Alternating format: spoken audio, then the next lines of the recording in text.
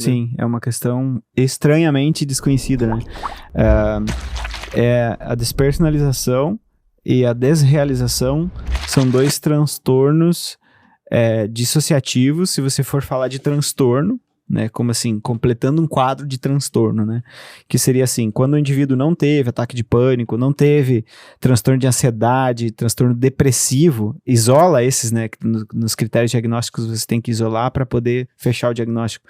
Daí o indivíduo vai ter fechado o quadro do transtorno de despersonalização ou desrealização. Esse é uma coisa. Agora, o sintoma é a mesma coisa, só que não fecha o quadro. Seria assim, posso ter agora um sintoma de despersonalização, desrealização. Inclusive, tive dias atrás, aquela coisa do Miguel, e uma outra situação estressante que eu não conseguia dormir, depois teve um estresse no outro dia, eu despersonalizei momentaneamente ali. E depois por umas horas. Que é o quê? Você se sente como se você fosse... É bem difícil explicar fenomenologicamente o negócio, mas assim, imagina que você está vendo um filme, né? O que acontece quando você está vendo o filme? Você tem a sensação de que você está vendo o filme e tem uma tela e atrás da tela tem alguma coisa. Essa é a sensação que você tem quando você vê um filme. É a mesma sensação que você tem quando você está com desrealização, né? Você tem a sensação de que existe uma realidade e ela não é vivenciada com o teu corpo dentro dela. Parece que você tá fora. Parece que você tá fora da realidade. E aí tem áreas do cérebro que são responsáveis por integrar, assim, né, todas as sensações e criar uma experiência proprioceptiva, né, do corpo, eu me sentindo eu. Se não me engano, a Default Mode Network está envolvida nisso. Quando ela baixa, por exemplo, tem alguns psicodélicos que baixam ela, desligam, o indivíduo se sente menos real, menos personalizado, se sente mais apagado. Privação do sono pode trazer isso também ou não? Pode, mas principalmente o estresse. O estresse, maconha pode surtar uma despersonalização, porque o que acontece? O THC da maconha, ele entra no cérebro e ele usurpa o sistema endocannabinoide. Opa, perdão. Pode... O sistema dos canabinoides ali do cérebro, que o cérebro cria. Só que é como se fosse o seguinte, é como se você criasse um som dentro da tua cabeça e aí batesse um som muito forte fora que você ficasse surdo para o que tá ali dentro. Essa é uma analogia para você entender essa questão do THC. Entra uma substância que é externa e ela usurpa o sistema de dentro, que é um sistema responsável por regulação de estresse. Então, por isso que o indivíduo, quando fuma muita maconha, ele vai sentir uma paranoia gigantesca. O sistema de estresse dele é usurpado pelo endocannabinoide que ele fuma, que vem, e a maconha em muitos países cada vez com mais THC. Então, assim, você fuma um pouquinho já, pode surtar essa despersonalização, pode acontecer isso. E aí o indivíduo pode sentir esse colapso interno de um estresse muito elevado, uma ansiedade muito elevada que torna o corpo dele, faz a experiência dele subjetiva meio que desconectar. Como se ele fosse um espectador da vida. Assim, a sensação que ele tem é de que ele fosse um autômato, um robô, que ele sente que ele vive, tem dois dele, um observando e outro fazendo. É muito curioso, porque você poderia dizer assim, será que existe aí uma questão de fato de um sistema que você age no cérebro e outro que você abstrai, né? Tipo, o córtex o córtex recebe cópias, né, do que passa ali no motor, etc. As partes mais de cima ali, elas são mais responsáveis por abstrair o comportamento e tal. Será que tem alguma coisa a ver ali? E tem estudos que mostram ali que, se você for olhar a neurobiologia desse transtorno, você vê que desliga partes do corpo que são responsáveis por sentir, né, as sensações, partes do cérebro, desliga essas partes, desliga partes que são responsáveis por memória autobiográfica, por afetividade. Então o indivíduo se sente embotado assim de um jeito sem afetos, né? Sem afetos. A memória autobiográfica também pode falhar.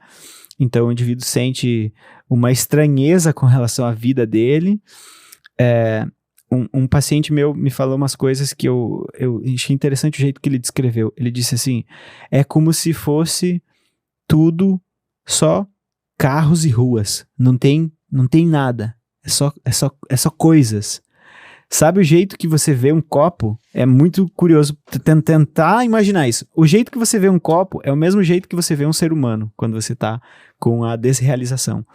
E o jeito como você vê um copo é o mesmo jeito como você se vê no espelho quando você tá com desrealização. Caralho. Parece que sai toda a experiência afetiva, emocional.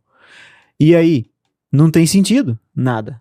Entendeu? Então eles ficam muito apavorados, porque justamente, por isso que eu falo do ponto assim do self, da narrativa que você cria, e assim, se você for falar da questão do intérprete, que tem alguns estudos que falam do potencial de prontidão, que é quando você escolhe um botão ou outro e você já tinha escolhido antes. Daí vai ter gente que vai dizer que você não escolhe, na verdade, porque você pegou os botões, você não escolheu. Mas essa questão do você, quem é você, o self, se você tem despersonalização, desrealização, você consegue ter muita experiência corporal de que tem que existir uma sensação de intencionalidade. Senão você colapsa, você não quer viver. Porque... Inclusive, falar sobre esse assunto pode ser um gatilho. Pode ser. Inclusive isso. Mas assim, eu acho que quem tem um gatilho com isso, é assim, você não vai criar um gatilho numa pessoa do nada, entendeu? Eu tinha gatilho quando eu assisti Matrix, primeira coisa, que tem muito essa coisa de você tá na realidade, pum, não tá mais, né? E aí, eu tinha ataque de pânico, e aí eu fui tendo. E depois eu passei por um estresse, assim, intenso, muito intenso, um burnout gigantesco e tal, num relacionamento muito ruim que eu tinha na época, e aí eu despersonalizei. Mas assim, não foi o filme que eu assisti, né? O filme que eu assisti pode ter antecipado uma coisa que já ia acontecer, mas ia acontecer depois quando tinha 35 anos, 40 anos, talvez, ou 2, 3 anos depois. Normalmente, tipo, sei lá, um acidente de carro, a pessoa pode ter isso. Pode ter isso. E tem algumas questões que são... você vê nos pacientes frequentes, assim, esquemas de superconexão ou desconexão. Esquemas, assim, de superdependência emocional ou de o contrário, sabe? Ou eu sou dependente emocional dos meus pais ou tal, ou da minha namorada, ou sei lá, ou eu não sou, eu sou extremamente... Ou apegado ou muito desapegado. Isso, esquemas de superconexão ou desconexão. Outra coisa, essa coisa de fuga da realidade para lidar com o estresse, também é uma coisa que você vê frequente nesses pacientes. Que tem propensão a isso. Eu, por exemplo, era uma criança, um adolescente e um jovem adulto que eu falava para os meus amigos, eu dizia assim, eu passo mais tempo na ficção da minha cabeça do que na realidade, eu passo muito tempo nas minhas fantasias do que na realidade, né? Então assim, quando você tá diante de um estresse, você, foge, né? Esse esquema de fuga pode predispor o sujeito a ter a despersonalização como sintoma. Então, assim, vão ter que ser coisas que vão ter que ser trabalhadas.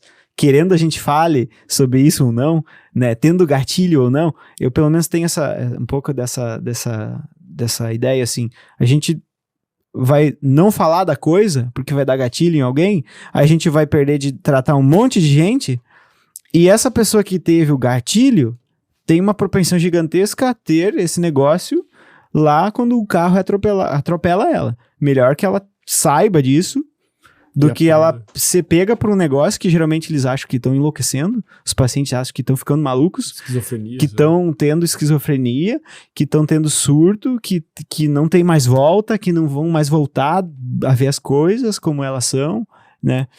E não é um sintoma de estresse, né? A não ser que você tenha um transtorno que é, assim, preenche o quadro para o transtorno, ele é um pouco mais grave do que o sintoma, né?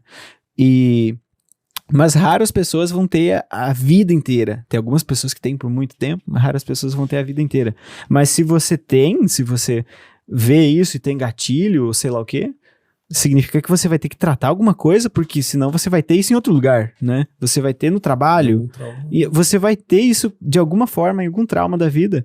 Então, a gente pode gerar gatilho? Pode, mas talvez a gente esteja ajudando essa pessoa a entender o que ela tá passando, porque a pessoa poderia, por exemplo, querer se suicidar, porque ela tá achando que ela tá ficando maluca, ela fala com alguém, a pessoa não entende o que ela tá falando. Imagina eu te falar, é como se você visse você mesmo como se fosse um copo. Você dizer, quê? Porra, como assim? Maluco. Mas é isso, você sente que os corpos humanos são vazios. Não tem significado ali nas ações. A intencionalidade que você olha uma pessoa fazendo isso aqui, ó, né? O que ela tá fazendo? Tá tentando pegar o copo, né? Um dos caras que estuda muito isso é o Matthew Lieberman, que é um neurocientista cognitivo. Ele estudou muito isso de você fazer testes com as pessoas para elas olharem para alguém agindo e dizer a intenção. E descobrir a intenção, né? Fazer a teoria da mente e tal. A pessoa que tem despersonalização, zero isso, entendeu? É igual isso aqui, ó. Um ser humano se movendo é isso aqui pra ele, entendeu? É uma coisa sem nada. E qual que é o caminho de remissão disso aí? Qual o caminho de volta pra... Como é que o Neo volta pra Matrix? Vai ter que aprender a lidar com o estresse, com a frustração. Então vai ter que fazer uma psicoterapia, às vezes medicação. Às vezes o indivíduo tá com um transtorno depressivo e ansioso ou de pânico como comorbidade. Muito frequente isso. Eu já tratei alguns pacientes, deixa eu ver, 3, 4, 5, acho, com isso aí. Quase todos tinham depressão e comorbidade. E daí o que acontece? Depressão é uma inflamação, né, de várias coisas ali no cérebro e no corpo, né? E desregulações de ciclo circadiano, sistema de estresse muito alto e tal.